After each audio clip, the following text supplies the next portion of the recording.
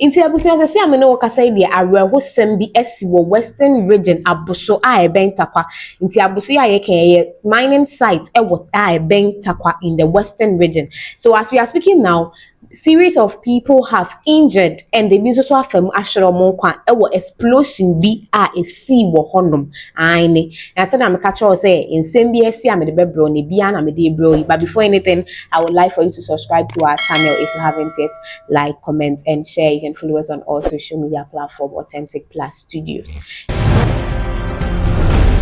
Inti abusuya asem na ese ne de te se asefem pie pan ya rehosem a che se according to the narrative no o say Aboso Mining site honom no omo hu se wowo enenanenam ho inti omo ye adwuma wo saa honom no ye se enye ombetutuo che se ba hu ehu se ompese omo nchi abo no se enye otutu abo na che se nka abo yi aiden ewu no omatimi ato omo dwumadie so enna ba bia abo yi nam na honom no omo explosions explosions are no omo explode wo mining site no honom na aboa ne so nam into otutuo se wode gba aboa no na chese efom kwan ko ball explosions ni mu baako na chese je boom into se amene okasa ide nipa 3 fm wuye instantly and about 40 of people are critically injured.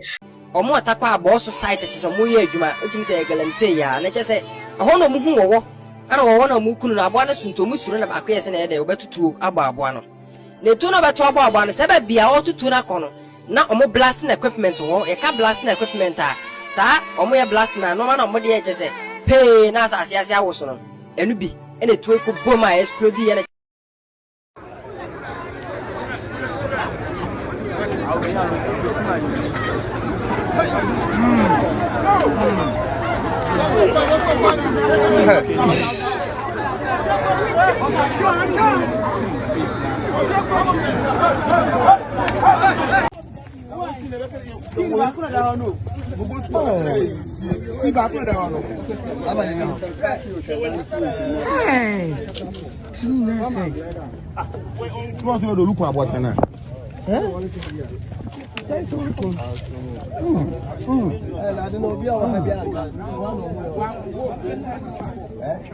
Masa, no kwade prepare the madi di obe hu inu aye nho na wo de won ko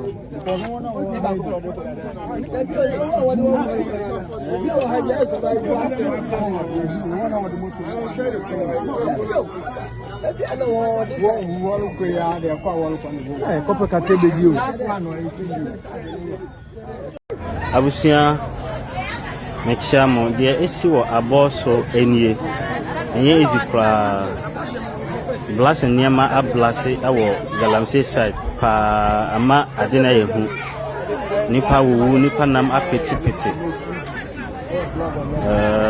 ayreho batinyame enfa omokra ensie omo amofru ni nya yamefa omokra ensie enye ezi de eko so sisia no ayehu nti police for omora sintentem na omonko ehwe niema anaje omba ya faso a body ni na omba tima ye de akonve ade akọ hospital na me life right takwa Aboso ni pewu Charlie the Pamian say will be at 10 now you see abusuya wo hwede asi a arewo sempa na yembo hwin susu nkopie mu oboase sesi amene wo kasa yi oboase student na nkasa de mra ahye omo nsem a chese omo se omo ne omo headmaster ebe di nanimu no so ankasa chese according to the narrative and also according to nsem ene na nenam no omo se eye headmaster no oye involved in misconduct ena osani student no sebi eye den ededadeda ewo campus enna ebi nso say oye okotes and say oye and enna ebi nso say oye ritualist inti according to him chesense mebre na ma yenya hu adekọ potinti e ma student no e de omo nsa akwa keka headmaster o ma destroy properties ewo campus.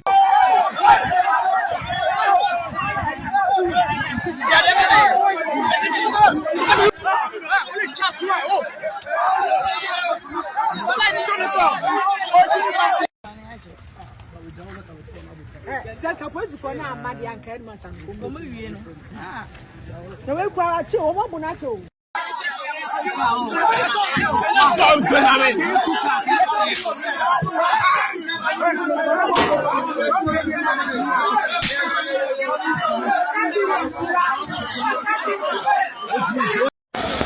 So, current updates Aboase sector.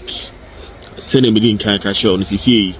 Police for no still have more school more try say mobile restore calmness. It was school ma said a bear. Be bonny behind the boys in the and school brand again. Omonia break. I just said Omonia break pa. Omo person still almost say a new man it was school ma. But then me who police personnel crowd me who more than who's a school crowd. And now police for no try to become a go inside. Police personnel be brave wa say police for mo ha dos pa or more try say bonibia insi wa say boys no mo store no bi ni nti omugu so. Okay, as a see ade okopie mu Oboase senior higher to say school ni madane abutu omo asese nyoma bebre including headmaster ne vehicles ni na security ne den sembe tudwa na o say ono no woni post e no hu say enkwala ne ye de ekurekura nsekan ye de koba na obusa say dey na esi but when your students anaze when you obi a embusa no say ade ben pa na esi enu nti no mu ye de koba sa e no no so hwa na oye panyin nti no ontimi nko se okwa akofra e na chese ogina ni post hono ma se o twen na obehu de ebesi o still na wo hu se enkwala nda so ye de edi akoniaba later wo hu se enkwala na do headmaster chese omodi omonsa akeka headmaster na ohwe moja pram headmaster na enya sem ketwa inti o si o ye no chese o ko run the post no locky gate nti ama student na ntumi embu enrem na teachers teachers na police for ebedru honom na say patrol team for bedru honom no